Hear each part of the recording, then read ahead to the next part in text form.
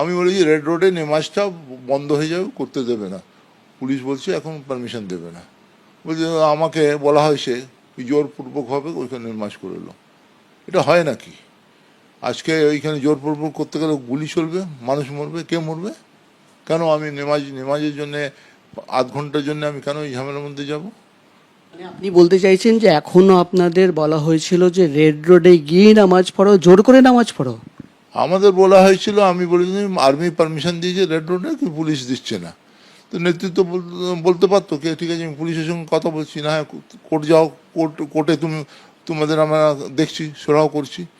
তারপরে বলছি না ওইখানে কেন করতে দেবে, তোমরা ওইখানে বসে যাও, নেমাজ পড়ে এলো। আমি ওইটা সম্ভব নেই, মাইক কে লাগাতে দেবে? পুলিশ লাগাতে দেবে? স্ট্রেচ করতে দেবে? দেবে না। তো সেই জন্য আমরা কিরকম যে সরকার যখন আমাদের অল্টারনেটিভ সাইড দিয়েছে, মানে বলেছে, আমরা অল্টারনেট সাইডে আমরা এগ্রি করে পড়েছি, নেমাজটা হয়েছে।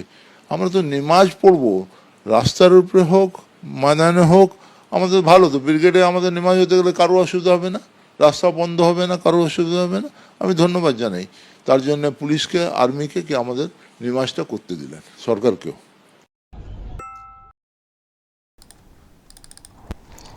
দর্শক শুনলেন জাভেদ খান, টিএমসি নেতা, প্রাক্তন মন্ত্রী। উনি এই যে চ্যানেল, সেখানে বলেছেন যে ওনাকে বলা হয়েছিল রেড রোডেই নামাজ পড়তে, ওখানে বসে পড়তে।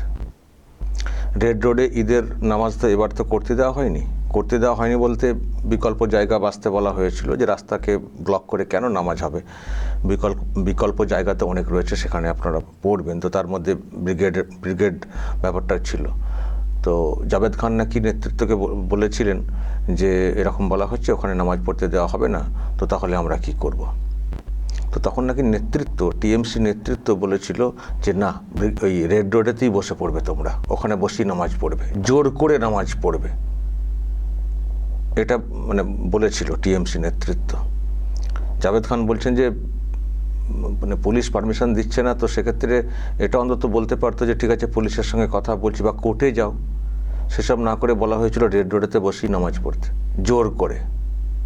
উনি বলছেন সেটা আমরা কেন করব, গুলি চলবে, কে মরবে, আর কেন আমরা অশান্তি করব? তো ব্রিগেডে বলেছে, সেখানে পড়েছে, কোনো সমস্যা হয়নি, সরকার পুলিশ সব ঠিকঠাক ব্যবস্থা করেছিল। কিন্তু আমাদেরকে কেন বলা হয়েছিল যে রেড রোডেই বসে পড়তে, এই প্রশ্ন এখন উনি তুলছেন। অনেক কথাই হয়েছে, আমি দেখছিলাম এই চ্যানেলে, মানে নেতৃত্বের বিরুদ্ধে অনেক কথা বলছেন জাভেদ খান, যে আমাদের কথা বলার কোনো জায়গা ছিল না, কথা শোনা হতো না। তো সেক্ষেত্রে ওই সব কথা বলতে গিয়ে ঈদের নামাজের কথাটাও বলেছেন, যে আমরা বলতে গেলাম এটা, যে ওখানে পারমিশন দিচ্ছেন না, তো আমরা কি করব? তো যদি ওখানে নামাজ পড়ার ব্যাপারটাই মানে হয়, তাহলে কথা বলতে হবে, পুলিশের সঙ্গে কথা বলতে পারতেন, কোর্টে যাওয়ার কথা বলতে পারতেন। সেসব না বলে বেআইনি একটা রাস্তা জোর করে ওখানে নামাজ পড়তে বলেন। কিন্তু প্রশ্ন, দর্শক, কেন ওখানে জোর করে নামাজ পড়তে বলেছিলেন টিএমসি নেতৃত্ব? নিশ্চয়ই দাঙ্গা লেগে যাক, সেটা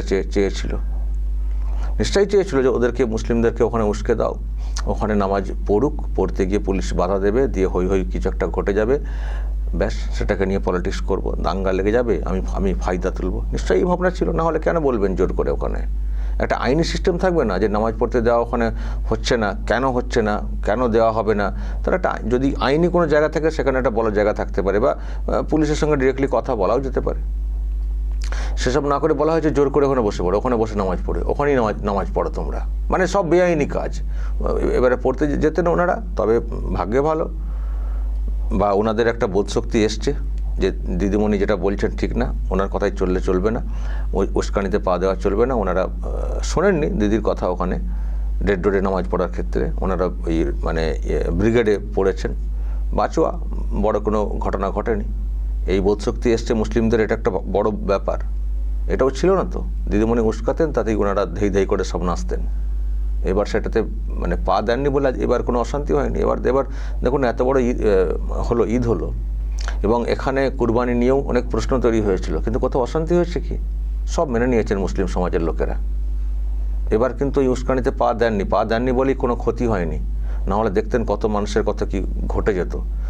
যত মানে আগের যে সরকার ছিল, সেই আমলে তো সব থেকে বেশি মুসলিম সমাজের লোকেরাই ক্ষতিগ্রস্ত হয়েছেন। এই সেন্সে বলছি, ওই মারা মরা জেল খাটা, মেরেছে মুসলমান, মরেছে মুসলমান, জেল খেটেছে বা খাটছে এখনও মুসলমান, কিছুই হয়নি। শুধু ভোট নিয়েছে, ভোট নিয়ে ওনারা ফায়দা তুলেছেন, নবান্নে বসে পা দুলিয়েছেন, কিছুই লাভ হয়নি মুসলিম সমাজের।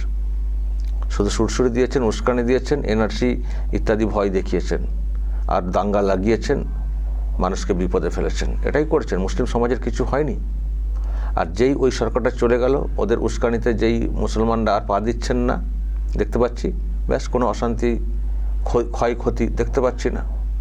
নামাজ পড়লেই তো হলো। রেড রোড বা ব্রিগেড, সমস্যা কোথায়? ব্রিগেড তো মানে ব্রিগেডে তো আরও সব ধর্মীয় অনুষ্ঠান তো পালন হয়, তো ওখানে গীতা পাঠের অনুষ্ঠান হয়েছে, কত কী হয় ওখানে। তো ওখানে নামাজ পড়লে কী সমস্যা? অত বড় জায়গা, পড়ুন না, কত লোক নামাজ পড়বেন। তো রেড রোডই নামাজ পড়তে হবে, এই জেদটা কিসের জন্যে? এই জেদটা কিসের জন্যে? আর রেড রোডে নামাজ পড়ার তো ইতিহাস তো মানে ওই রকম নেই যে রেড রোডই শুরু হয়েছিল।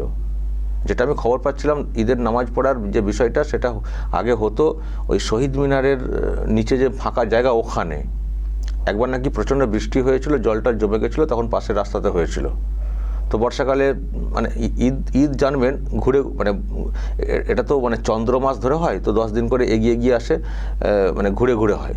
তো যখন ওই বর্ষার মরশুমে কয়েক বছর ওরকম জল জমে থাকতো, রেড রোডে নামাজ পড়া হতো। তো সেখান থেকে একটা রেওয়াজ হয়ে গেছিলো ওখানে নামাজ পড়া। কিন্তু ওখানের অন্য কোনো ইতিহাস নেই যে ওখানেই নামাজ পড়তে হবে, ওখানেই মসজিদের কিছু একটা আছে, ওখানে ঈদের কিছু একটা আছে, এরকম কিছু ব্যাপার নেই। শহীদ মিনারের জমিতে এই সামনে জল জমে গেছিলো বলে সেবার একবার ওখানে পড়ার ব্যবস্থা করা হয়। তারপরে ওই বর্ষাকাল হতো বলে ওখানেই একটু, যেহেতু ডাঙ্গা এলাকা, উঁচু এলাকা, ওখানে নামাজ পড়া হতো। ওটা তো অধিকার হয়ে যাওয়ার কিছু না। পড়া হতো বলে রেওয়াজ হয়ে গেছে তাই চলবে, সবাইকে সেটাই মানতে হবে, এটা তো না। একটা রাস্তাকে আমি কেন ব্লক করব যদি আমার পাশে জায়গা থাকে ফাঁকা? যদি আমার এটাও বলতে পারি, যদি ধরুন সেই দিন প্রচণ্ড বৃষ্টি হতো, এমন বৃষ্টি যে ব্রিগেডেরও জমি সব ডুবে গেছে, দেখতেন সেদিনও ওই রাস্তাতেই নামাজটা হতো। এটা হচ্ছে মানে কোনো বিপর্যয় কিছু ঘটলে তার একটা বিকল্প ব্যবস্থা। কিন্তু ওটা যদি রেওয়াজ হয়ে যায়, সেটা তো হতে পারে না, সেটা হতে পারে না। আমি আবারও বলছি, নিশ্চিত করে বলছি, যদি ওই দিনে প্রচণ্ড বৃষ্টিতে পুরো এলাকা জলে থই থই করতো, তাহলে যেখানটায় জেগে থাকতো সেখানটাই কয়েক মিনিটের জন্যে নামাজের ব্যবস্থা হতো, তখন মানুষ মেনেও নিতেন। কিন্তু পরিবেশ ঠিক আছে, এরকম ঝড় বৃষ্টি কিছু নেই, আবহাওয়া ঠিক আছে, ফাঁকা জায়গা আছে, এত বড় একটা মাঠ পড়ে আছে ব্রিগেড, সেখানে নামাজ না পড়ে রাস্তাকে ব্লক করে নামাজ পড়বো, জেদ বজাই করবো, এটা তো হতে পারে না। তো যাই হোক, ওনারা যে জেদ বজাই করেননি, ওই দিদিমণির উস্কানিতে পা দেননি, এটাই বাঁচোয়া, বড় কোনো অশান্তি ঘটেনি। কিন্তু উনি পরে হলেও সেই উপলব্ধি করছেন যে আমাদেরকে যেটা বলা হয়েছিল তাতে করে অশান্তি হতে পারত। আর আমি তো বলবো, ওই টিএমসির যারা আছেন নেতৃত্ব কালীঘাট থেকে, তারা চেয়েছিলেন দাঙ্গা লেগে যাক। মুসলমানদেরকে বেচেই তো উনি তো এত কিছু করেছিলেন না। মুসলমানদের ভোট নেওয়া, মুসলমানদেরকে মাথায় টুপি পরিয়ে বারবার ফায়দা তুলে নেওয়া, এবার এইসবই তো উনি করে এসছেন। তো উনি চেয়েছিলেন ভোটে হেরে যাওয়ার পরে যে একটা দাঙ্গা লেগে যাক, দাঙ্গা লেগে যাক, একটা অশান্তি পেকে যাক, সেই নিয়ে আমি হই হই করবো। আর মুসলমান ভোটটা এবারও অনেকটা সরে গেছে, তো তাদেরকে আবার টেনে নেব। তো আবারও বলছি, যাই হোক, জাভেদ খানদের সুবুদ্ধির উদয় হয়েছিল, যে কোনো কারণই হোক, বা আপনারা বলতে পারেন ভয়ে করেননি, সেটাও বলতে পারেন, অন্য ভয়, আরও অনেক কারণ খুঁজে বের করতে পারেন, সে করুন। কিন্তু এটা পরিষ্কার যে কালীঘাট থেকে একটা দাঙ্গা লাগানোর চেষ্টা হয়েছিল, একটা অশান্তি পাকানোর চেষ্টা হয়েছিল মুসলিমদেরকে লেলিয়ে দিয়ে। এটা কিন্তু একেবারে জলের মতো পরিষ্কার। দর্শক বলবেন যা বলার এবং নজর রাখবেন আরামবাগ টিভিতে।